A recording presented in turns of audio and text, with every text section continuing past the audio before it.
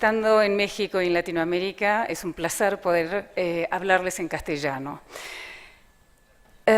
Bueno, les voy a leer mi presentación. Latinoamérica es una región con grandes posibilidades. Se trata de un territorio con abundantes riquezas.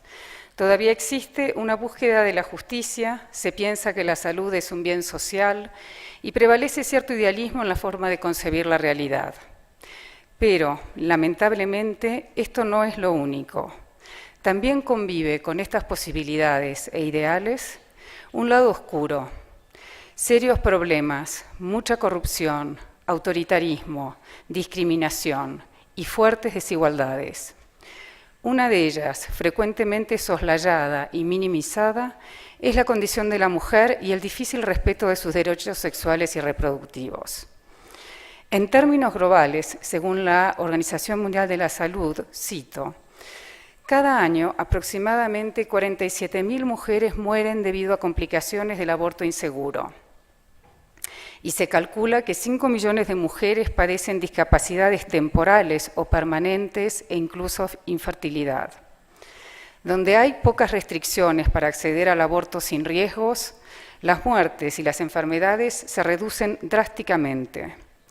Casi cada una de estas muertes y discapacidades podría haberse evitado a través de la educación sexual, la planificación familiar y el acceso al aborto inducido en forma legal y sin riesgos, y a la atención de las complicaciones del aborto. En los países en los que el aborto inducido legal está sumamente restringido o no está disponible, un aborto sin riesgo se ha vuelto el privilegio de los ricos, mientras que las mujeres de escasos recursos no tienen otra opción que acudir a proveedores inseguros que les provocan la muerte y morbilidades. Fin de la cita. La OMS también explicita que el 99% de la mortalidad materna ocurre en países en desarrollo. Implica la muerte de mujeres jóvenes, generalmente sanas, y constituye un índice de inequidad. Por ejemplo, frente a las 11 muertes maternas por 100.000 nacidos vivos en Canadá, Latinoamérica alcanza el 72 por 100.000 nacidos vivos. Si bien en Latinoamérica se comparte una herencia cultural y religiosa muy fuerte, existen diferencias entre nuestros países. Para no generalizar ni banalizar mi planteo, me centraré en el caso de la Argentina para finalizar trazando algunos paralelismos con la región. Argumentaré que en la Argentina existe un notable doble estándar en relación a las mujeres y sus derechos sexuales y reproductivos, y que hay una discriminación muy fuerte, especialmente hacia las mujeres pobres. Las mismas son postergadas, silenciadas y olvidadas. Algunos datos empíricos ilustran claramente esta situación. Respecto de la muerte materna, la Argentina se encuentra en una meseta. No ha habido una gran variación en los últimos años, lo cual ya de por sí resulta preocupante. Recuérdese que se trata de un país con un sistema de salud universal y público, con más de un 99% de partos atendidos en contextos institucionales. Sin embargo, todavía más preocupantes y significativos resultan las diferencias internas que presenta. La ciudad de Buenos Aires tiene 13 muertes por 100.000 nacidos vivos, mientras que la provincia de Formosa, una provincia pobre del norte, presenta sumas exorbitantes de mortalidad materna, 123 por 100.000, y Jujuy, 115 por 100.000. Nótese que en tales provincias las complicaciones por abortos inseguros se mantienen en primer lugar como causa directa de mortalidad y que el aborto es la primer causa individual de muerte en 17 de las 24 jurisdicciones de la Argentina. Y que, como también sostiene la OMS, y cito, los riesgos asociados con el parto no se pueden eliminar completamente, solo las muertes debidas al aborto inseguro son completamente prevenibles. Otros datos relevantes corresponden a las cifras de embarazo adolescente. Según el Estudio de Población Mundial de Naciones Unidas del 2013, en la Argentina, 15% del total de los nacimientos se dan en niñas y adolescentes de 10 a 18 años. Esto sucede más frecuentemente en los sectores pobres. Nuevamente se perciben las mismas desigualdades. En la ciudad de Buenos Aires hay un 7%, en cambio en Formosa 24,6% y en Chaco 25%. De estas niñas y adolescentes, solo 14,8% tiene sus estudios secundarios completa. 43% no terminó el ciclo primario y 39,4% cuenta con el secundario incompleto. Estas cifras refuerzan parámetros de desigualdad, mostrando que al menos el 82,4% no logrará una educación básica. Así pues, este es el panorama de fuertes desigualdades que presenta mi país, en donde claramente se visualizan ciertas asignaturas pendientes respecto de nuestras mujeres, sobre todo respecto de aquellas con menos recursos. Por supuesto que las causas de estos fríos datos son muy variadas y es indudable que para que esto suceda existen obstáculos de todo tipo, sociales, estructurales, económicos, legales, etc. Obviamente debemos distinguir diferentes planos, uno empírico y otro, por ejemplo, normativo. Es cierto que se puede argumentar que es muy difícil modificar estas profundas estructuras de fuerte base socioeconómica y que las leyes pueden ser insuficientes. Sin embargo, la legislación constituye un primer paso. Luego se deberán enfrentar otros desafíos. Así, mi presentación analizará diferentes propuestas legislativas como si fueran un termómetro para ver cuáles son las prioridades en el país y hacia dónde y hacia quiénes están dirigidas las futuras políticas públicas. A partir de aquí, entonces, querría dejar el nivel empírico para pasar al normativo y exponer ciertos cambios y propuestas legislativas en función de esto, mi análisis evaluará cuál es la consistencia de estos planteos y quiénes son la fuente de preocupación. Pasaré revista algunas de estas leyes. En el 2010 se sanciona la Ley 26.618, que permite el matrimonio igualitario.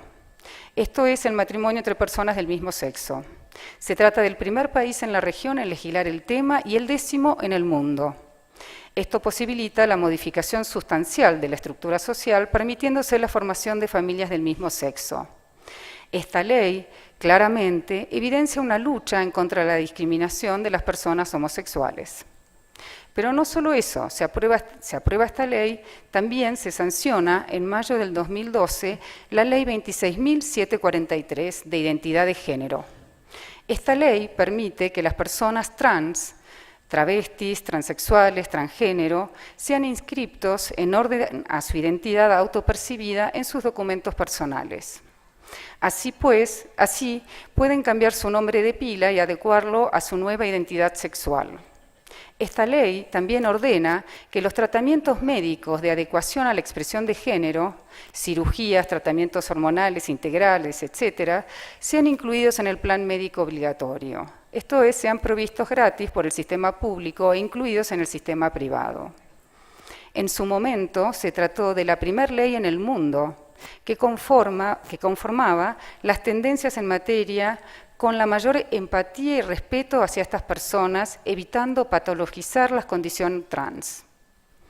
Nótese la brecha existente entre la situación recién ilustrada respecto de nuestras mujeres y estas leyes.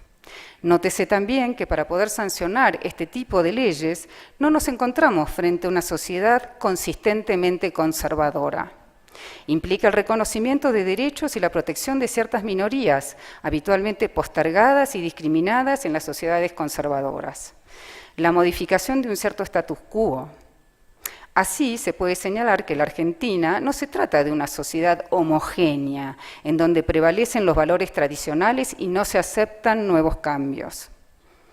Frente a estas respuestas legislativas, ¿qué sucede pues con nuestras mujeres? Pues bien, quizás a primera vista se piense que ellas tampoco resultaron olvidadas.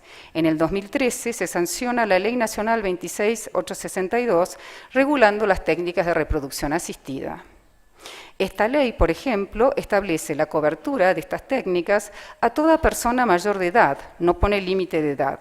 Además, su reglamentación establece que el sistema de salud pública deberá proveer 4 tratamientos de baja complejidad y 3 tratamientos de alta complejidad anuales. En la mención de los tratamientos se incluye la criopreservación de embriones. Sin embargo, no se toma partido por el estatus o formas posibles de descarto o uso de los mismos. No abriré juicio respecto de lo atinado o no, respecto de la cantidad de tratamientos, ni respecto del hecho de que deba ser provista por el Estado. Deseo, en cambio, centrarme en 3 cuestiones.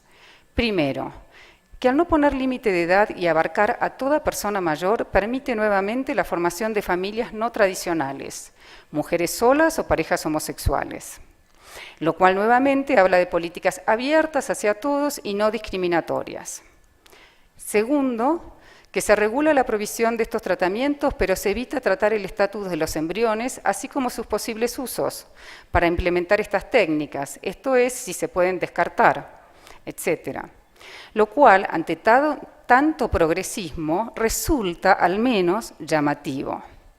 Y tercero, que aquellas a las que esta ley no atiende son básicamente, que aquellas a las que esta ley atiende son básicamente a las mujeres de clase media. No se considera, por ejemplo, la infertilidad secundaria a infecciones de transmisión sexual o por abortos inseguros e ilegales que afectan a las mujeres sin recursos, aquellas que no acceden al tratamiento de su salud sexual y reproductiva. Considerar a las mujeres sin recursos y sus problemas de infertilidad implicaría, como mínimo, realizar serias tareas de prevención tratando las enfermedades de transmisión sexual o evitando abortos inseguros. Todavía más preocupante es el proyecto de Código Civil, una de las herramientas fundamentales de nuestro derecho, propuesto en el 2012. Este muestra especial preocupación por ayornar en el derecho argentino y, por ejemplo, por legislar la filiación de los hijos de la reproducción asistida. En esta instancia, cuando se debe explicitar el estatus legal de los embriones, el artículo 19 de tal proyecto introduce la distinción entre embriones ex útero y embriones in útero, para permitir las técnicas de reproducción asistida y la investigación en células madres, pero continuar penalizando el aborto. Sin embargo, incluir y mantener la idea tradicional de que el embrión in útero es una persona no permite siquiera justificar una regulación lógica de las técnicas de reproducción asistida. Estas incluyen no solo la manipulación y descarte de embriones, sino también la posibilidad de realizar abortos selectivos. Por ejemplo, cuando la mujer queda encinta de varios embriones a la vez debido a la transferencia de varios embriones, ya que no existe la política de transferir solo 1 o 2 de ellos, o por ciclos de inseminación artificial en la cual la mujer está estimulada hormonalmente y al generar varios óvulos queda embarazada de varios embriones a la vez. En tales casos, se procede a abortar alguno de estos embriones ya implantados y en gestación para dejar solo 1 o 2 y de esta manera lograr que el embarazo llegue a término. En la jerga médica se denomina reducción embrionaria o reducción fetal. En la práctica es un aborto que se realiza por motivos terapéuticos, si bien fue la misma terapia la que causó estos embarazos múltiples y de alto riesgo.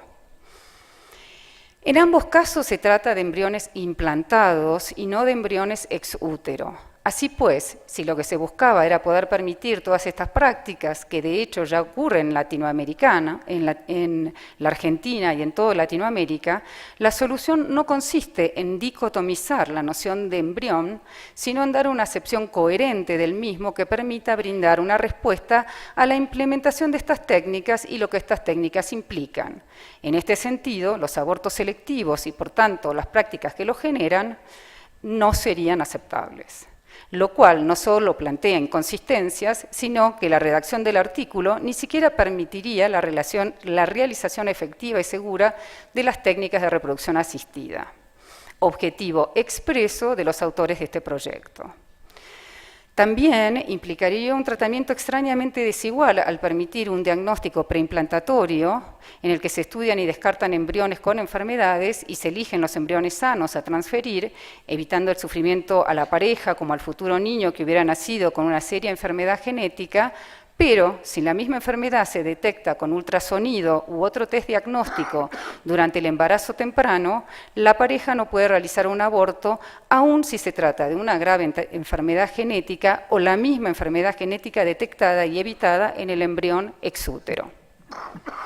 Tal como está redactado el artículo 19, resulta problemático, pero mucho más preocupante es el énfasis de esta supuesta cultura progresista por promover a rajatabla la reproducción y diferenciar entre embriones in útero y ex útero. La solución implícita parece ser la de una doble moral: legislar y defender ciertos principios, pero aceptar simultáneamente la realización de otras prácticas no permitidas y contradictorias con tal legislación y moral, los abortos selectivos, por ejemplo, o buscar otra alternativa, también en sintonía con una doble moral, que consiste directamente en la negación de la existencia de prácticas como los abortos selectivos, sabiendo que estos actos efectivamente se practican, si bien sigilosa y calladamente. Lamentablemente, el ejercicio de una doble moral es una práctica muy extendida en nuestra sociedad, que esta propuesta no enfrenta ni detiene, sino que más bien acepta con cierta complicidad. Esta distinción entre embriones, aún con lo perturbadora que resulta, no fue aceptada en noviembre del 2013 por la Cámara Alta. Respecto de los embriones, todo progresismo que supuestamente se defendía cayó. Y más aún, en el 2014, cuando se plantea un anteproyecto de Código Penal, este no modifica la punibilidad del aborto, ni siquiera para tener en cuenta, en la lógica de las causales, los abortos por malformaciones o serios problemas genéticos del feto. Ahora bien, ¿cómo pueden leerse estas leyes? ¿Cómo puede ser que por un lado se tome una posición transgresora y pionera en la región, mientras que por otro lado se ignore a la mayoría más desposeída y vulnerada? Políticas y leyes totalmente progresistas conviven con otras que solo parecen recordar a la mujer para fomentar su rol reproductivo o para continuar condenándolas a un círculo vicioso de pobreza. Estas contradicciones tan notorias se dan, creo, solo en la Argentina. Ustedes me dirán después si solo en la Argentina. De ahí que tenga sentido hablar de un doble estándar, un estándar de respeto y protección para algunos, otro estándar para aquellas en la peor situación, aquellas sentenciadas a continuar muriendo por falta de tratamiento, por abortos inseguros o por maternidades no elegidas.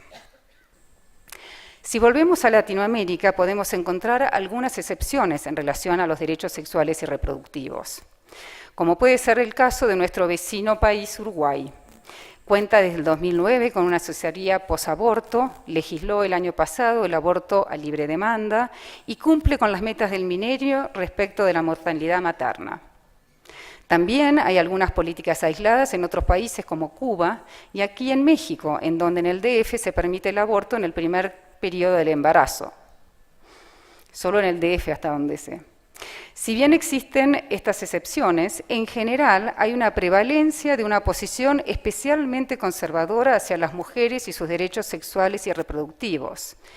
Chile, El Salvador y Nicaragua prohíben todo tipo de aborto, incluso cuando está en riesgo la vida de la mujer. Ahora Chile está por ahí por cambiarlo, hay que ver si lo logran, ¿no? Guatemala, Paraguay y Venezuela lo permiten solo cuando está en peligro la vida de la mujer. Nótese que ninguno de estos países incluye algunos casos terribles, como los provenientes de violaciones, o por serios malformaciones o problemas genéticos. Costa Rica prohibió la reproducción asistida para proteger a los embriones, caso que tuvo que llegar hasta la Corte Interamericana de Derechos Humanos. Y si volvemos a las cifras regionales de mortalidad materna, ha habido una declinación global de 1990 al 2013, pero Latinoamérica y el Caribe es la región en la que hubo la menor declinación. Así, con diferencias en la región, prevalece cierta falta de atención a los derechos sexuales y reproductivos de nuestras mujeres.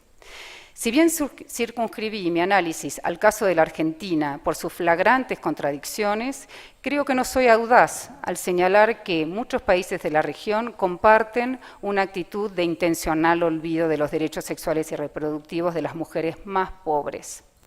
Indudablemente, aún con sus matices, esta todavía es una asignatura pendiente en Latinoamérica. Gracias.